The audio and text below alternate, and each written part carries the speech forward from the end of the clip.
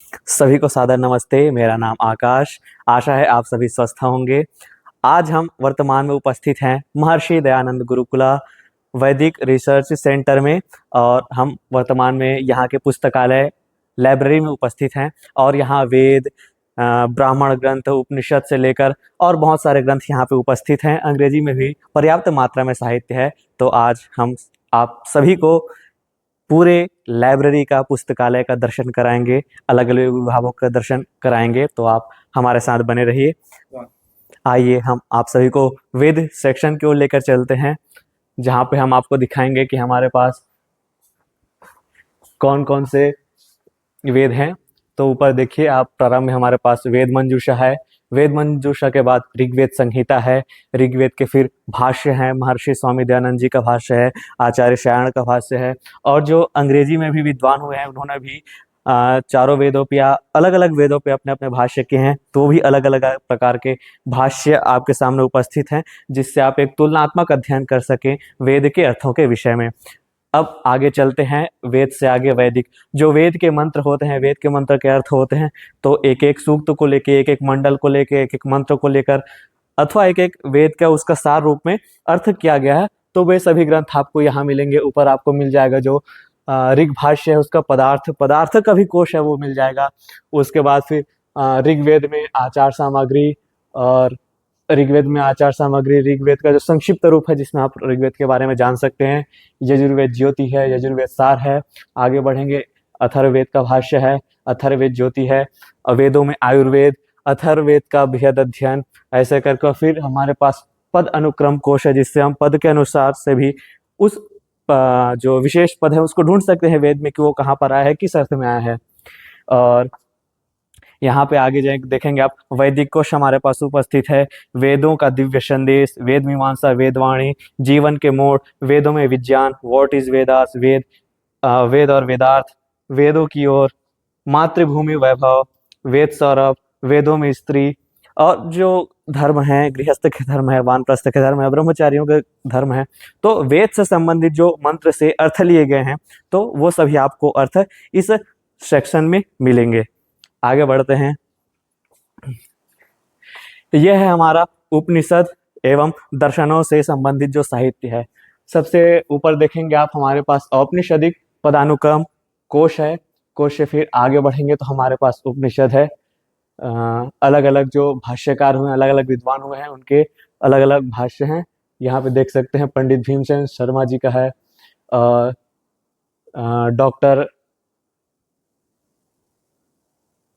Doctor Satyavat सिद्धांत अलंकार जी का है, पंडित आर्य मुनि जी का है। तो अलग अलग वेद भाष्य हैं। और फिर उपनिषद के भाष्य हैं। और जो 11 अलग अलग उपनिषद है, तो उपनिषदों का भी सेक्शन बना हुआ है। ईश, कट, केन, प्रश्न, मुंडक, मांडुक्य, तैत्तिरीय, ऐतरेय, छांदोग्य, बृहद आरण्यक, ऐसे करके 11 के 11 उपनिषद के अलग अलग छोटे छोटे पुस्तक रूप में भी हैं, विस्तृत रूप में भी हैं। फिर आप उससे आगे जाएंगे तो हमारे पास 6 दर्शन है। सबसे पहले महर्षि कपिल का सांख्य दर्शन है। सांख्य दर्शन के बाद महर्षि पतंजलि द्वारा रचित योग दर्शन। योग दर्शन के भी अलग अलग विभिन्न भाष्य हमारे पास उपस्थित हैं। योग दर्शन यहाँ से लेकर यहाँ तक, योग दर्शन से संबंधित जो पुस्तकें हैं वो हैं। उससे आप आगे बढ़ते हैं तो हमारे पास न्याय दर्शन है। न्याय दर्शन में भी तर्क संग्रह, तर्कशास्त्र, न्याय वैशेषिक भाष्य खंड और न्याय कुसुम अंजलि, ऐसे करके बहुत सारी किताबें हैं जो न्याय दर्शन को अच्छे से समझने के लिए हैं। उससे आगे आप जाएंगे तो महर्षि कर्णाद का वैशेषिक दर्शन है। वैशेषिक दर्शन के भी अलग अलग भाष्य हैं, आप भी इनका तुलनात्मक अध्ययन कर सकते हैं। उससे आगे आप जाएंगे तो वेदांत दर्शन भी यहाँ पे प्रचुर मात्रा में है। वेदांत दर्शन, नवीन वेदांत और प्राच्य वेदांत, उन दोनों में बहुत ही बड़ा अंतर है, और उसको समझने के लिए अध्ययन विशेष करना पड़ता है। अन्यथा जो बीच के जो भेद है वो समझ में सामान्य व्यक्ति को नहीं आ पाता, तो उसको समझने के लिए काफ़ी गंभीर अध्ययन करना पड़ता है। तो उसके लिए पर्याप्त सामग्री यहाँ पे उपस्थित है। और सबसे अंतिम में आप देखेंगे, यहाँ पे है मीमांसा दर्शन। मीमांसा दर्शन अपने आप में सबसे बड़ा दर्शन माना जाता है। लगभग 2.5 वर्ष से ऊपर लगते हैं इस अकेले दर्शन को पढ़ने के लिए। आगे बढ़ते हैं। ये हमारा व्याकरण का सेक्शन है, व्याकरण विभाग है। और व्याकरण विभाग में भी वाचस्पत्यम है हमारे पास, फिर उससे निरुक्त है, निघंटु है, महाभाष्य है। महाभाष्य बाद सबसे ऊपर हमारे पास व्याकरण विभाग में वाचस्पत्यम है। वाचस्पत्यम के बाद शब्द कल्पद्रुम है। उसके बाद संस्कृत साहित्य का समग्र इतिहास है। उसके बाद महाभाष्य, निघंटु, निरुक्त, काशिका वृत्ति, प्रथमा वृत्ति, अष्टाध्याय। और अष्टाध्याय में भी बहुत सारे अलग अलग डिक्शनरियाँ बनी हुई है, उनके शब्दों को लेकर, उनके पदों के लेकर विशेष चर्चाएं की गई है। तो उससे भी संबंधित बहुत सारे ग्रंथ आपको मिल जाएंगे। यहाँ पे देखिए व्याकरण दर्शन कोश भी यहाँ पे आपको मिल जाएगा। और उसके बाद धातु पाठ, गण पाठ, उनादि कोश, पाणिया, गट्यर्थक धातुएं। तो जो शिक्षा शास्त्र, आख्यातिक, नामिक, वेदांग प्रकाश, तो ये सभी व्याकरण से जो संबंधित ग्रंथ है वो है यहाँ पे।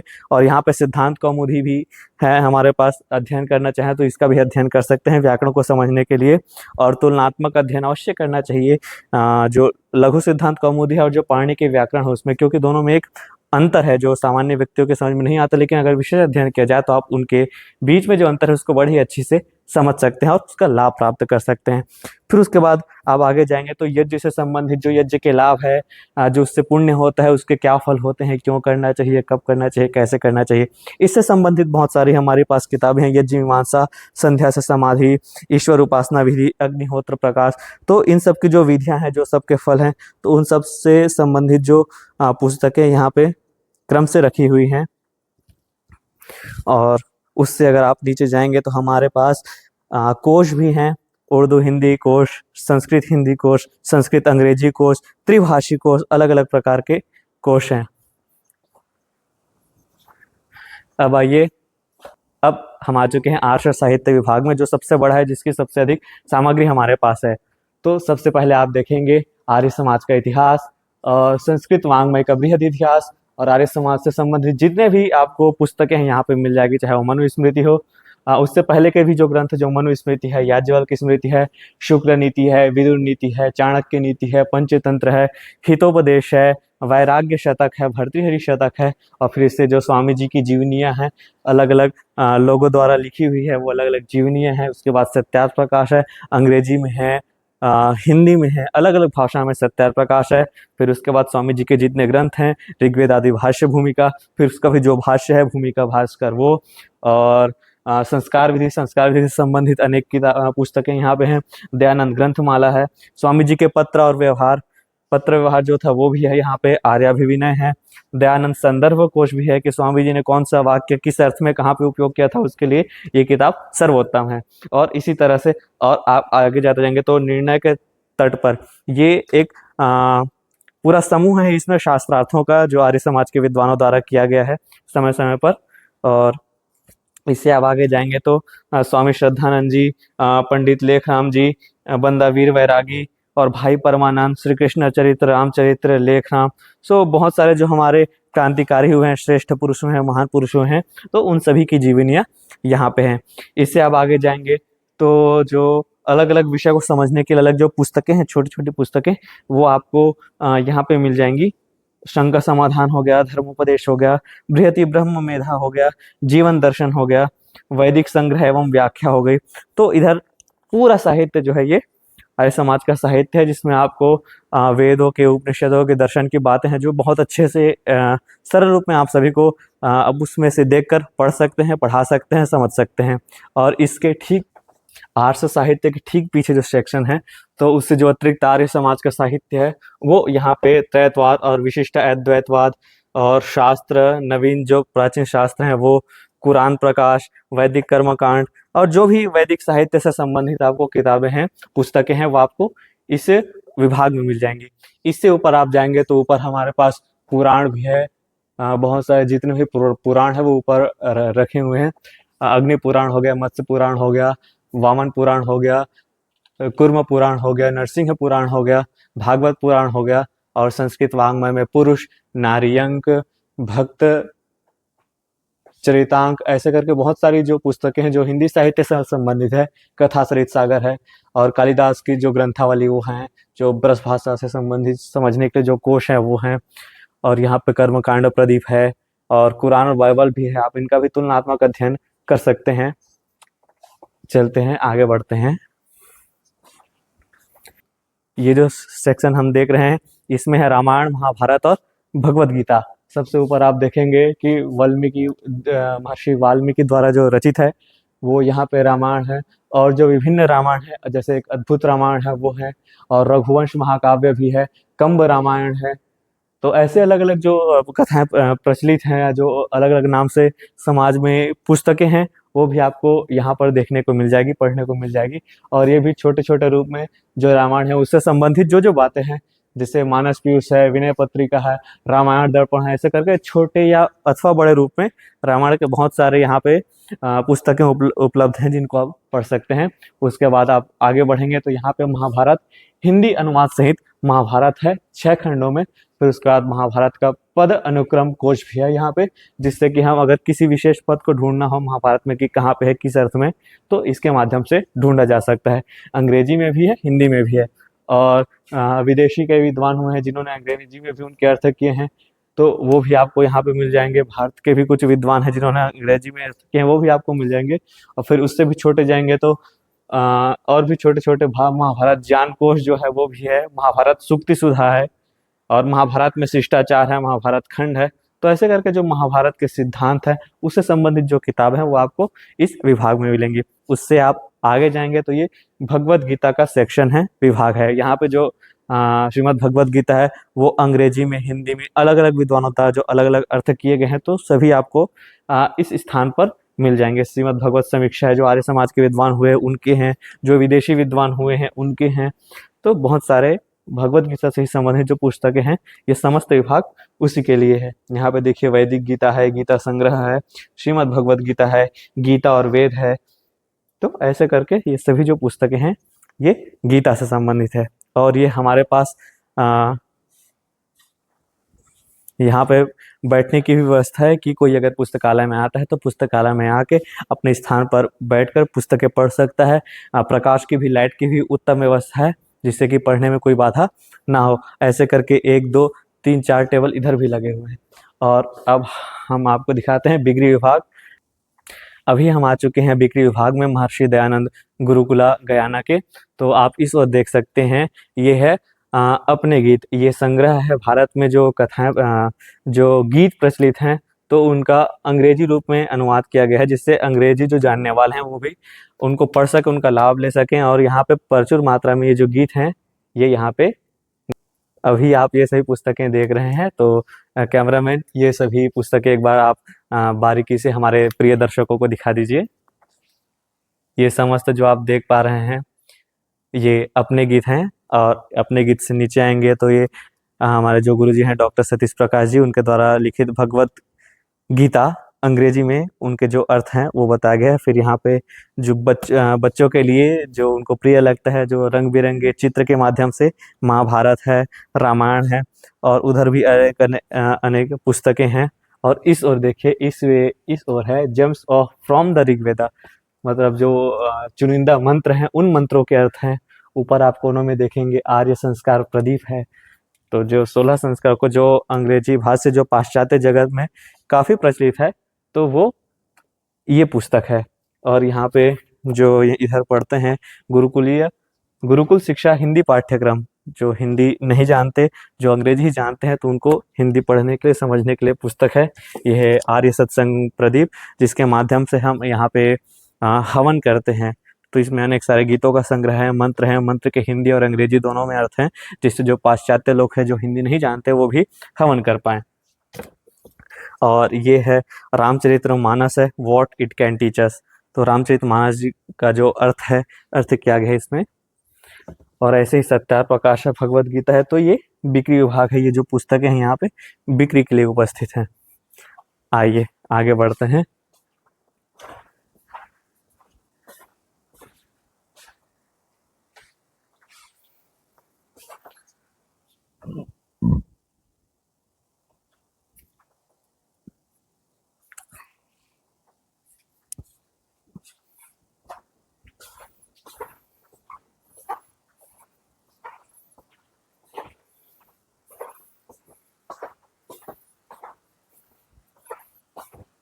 तो आपने अभी तक देखा वो आगे के सब सेक्शन थे, अब ये पीछे का सेक्शन है।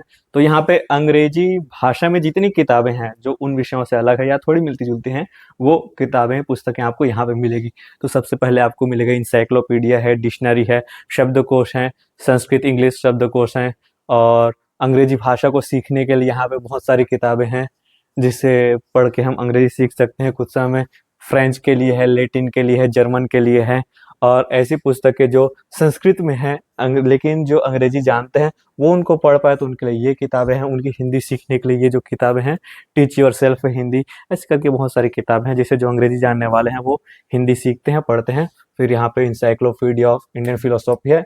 तो जो दर्शन से संबंधित चाहे भारतीय दर्शन हो या जो बाहर के दो दर्शन है, पाश्चात्य दर्शन हो, उन सभी से संबंधित जो पुस्तकें हैं वो आपको इस अंग्रेजी सेक्शन के फिलोसॉफी सेक्शन में मिलेंगी। फिर इससे आप जाएंगे तो जो धर्म है, रिलीजियन है, जो अलग अलग मत मतांतर हैं, उनकी जो पुस्तकें हैं वो यहाँ पे मिल जाएंगी। छोटी है, बड़ी है, अलग अलग उनके जो कथन है उनको लेके हैं, या उनके जो जीवन के खुद के अनुभव हैं, तो वो सब यहाँ पे हैं। और तो फिर ये ईसाई हैं, फिर उसके बाद ये फिर जो मुस्लिम हैं वो तो उनका जो साहित्य है ये, फिर बुद्धिज्म है, सिखिज्म है, गुरु ग्रंथ साहिब भी है। तो उससे फिर आप आगे बढ़ेंगे तो इतिहास है। फिर तो इतिहास से संबंधित जो पुस्तकें हैं तो वो आपको यहाँ पे मिल जाएगी, जो आर्य समाज के इतिहास से संबंधित है। और यहाँ पे जो हिंदुइज्म, हिंदू धर्म, तो जो हिंदुत्व को लेकर जो पुस्तकें हैं वो सारी आपको इस लाइन में मिलेगी। गायत्री मंत्र है, इंडियन रिलीजन है, ओम और गायत्री का अर्थ है ये।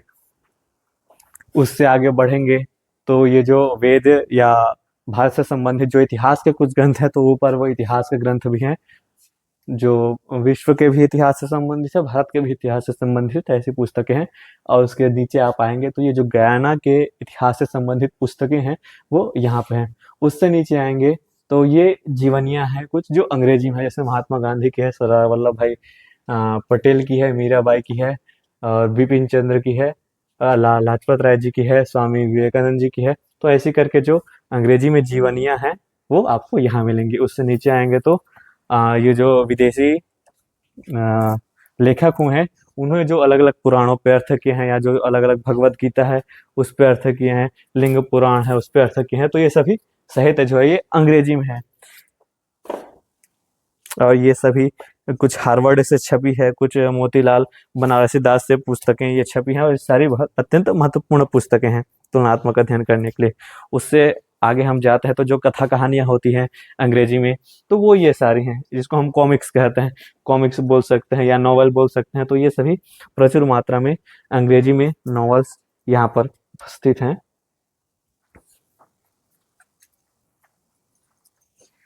और ये अब आ चुके हैं हम अपने पुस्तकालय के अंतिम सेक्शन में।